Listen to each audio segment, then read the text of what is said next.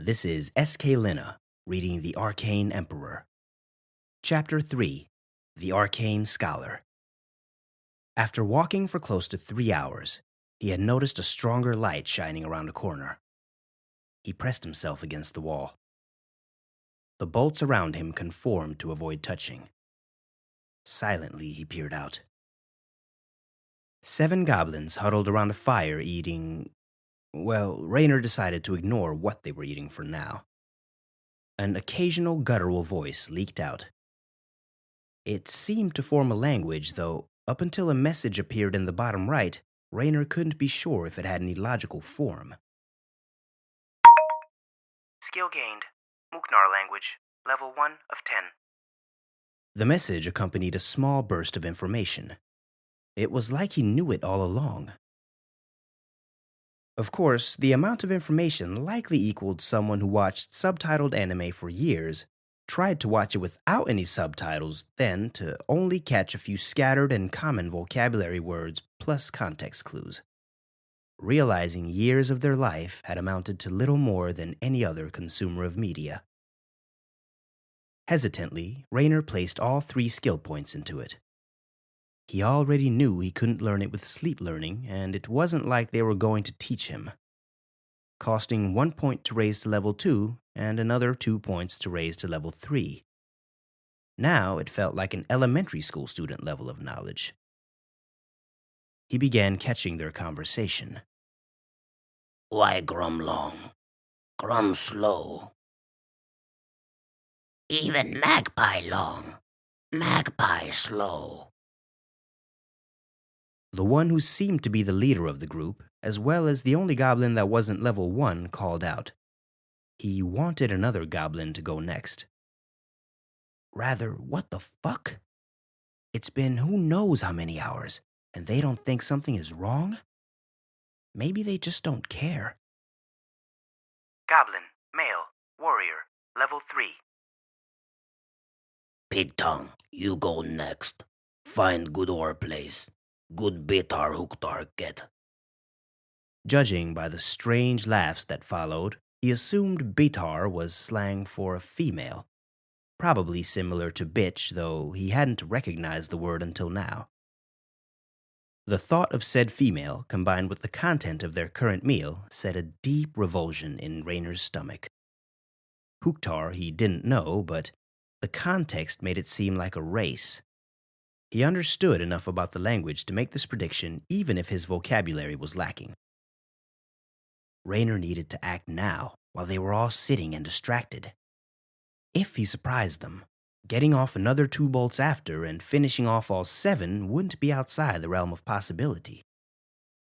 Just as he moved to turn the corner, he stuttered his steps for a second. Guilt racked him for a moment. In the first place, the earlier 2 goblins appeared mindless, yet these ones clearly had a language. Am I killing people? But one reminder in what they were eating was enough to push down any guilt, for now. He was, however, a firm believer in the survival of the fittest. Raising and breeding pigs may be no different, logically speaking, than what these goblins were doing with the possible human they were eating. To eat meat in any capacity was to Raynor no different. Not that he refrained from that, though of course the thought of someone eating a human still displeased him. He is a human after all. But the stutter in his step had caused him to move around the corner ever so slightly. The merry goblins became alerted.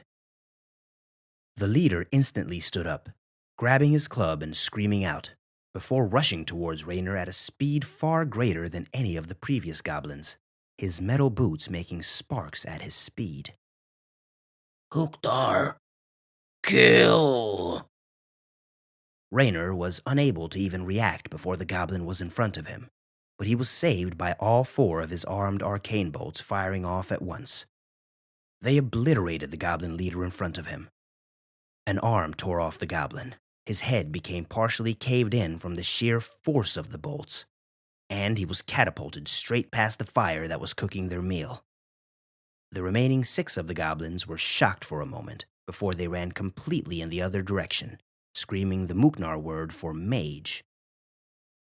Reacting slowly, but quick enough to still be within range, Raynor fired off arcane bolts towards them, managing to hit and kill 3 before the rest fled around the corner. Even though the attack was successful, Raynor paled at what could have been. If the bolts hadn't automatically fired in time, death. If the goblins attacked instead of fled, he wouldn't have returned to reality quick enough to kill more than 1 or 2. Death. And what is the reality?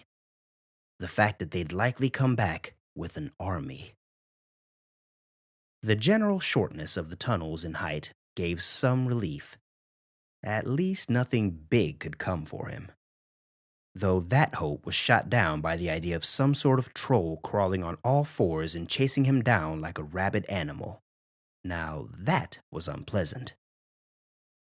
Collecting himself, Raynor took a quick look at the messages that appeared before casting Arcane Bolt Armament another 4 times. His mana lowered to 4 from 11 of 13.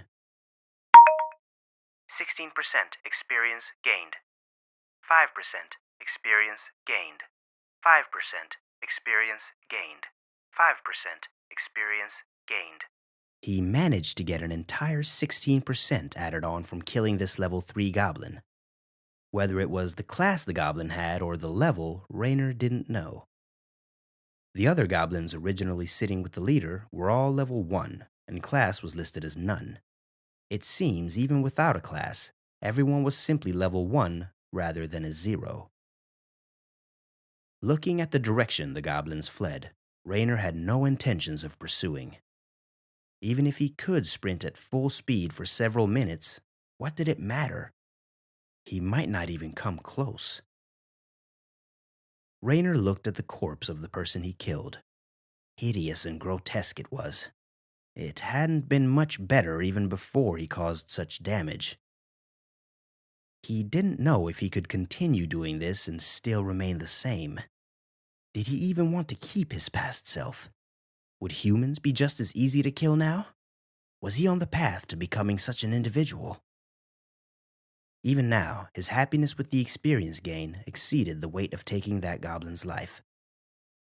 He sighed, understanding that no matter what guilt he had or decision he came to, he still valued his life more than anything else.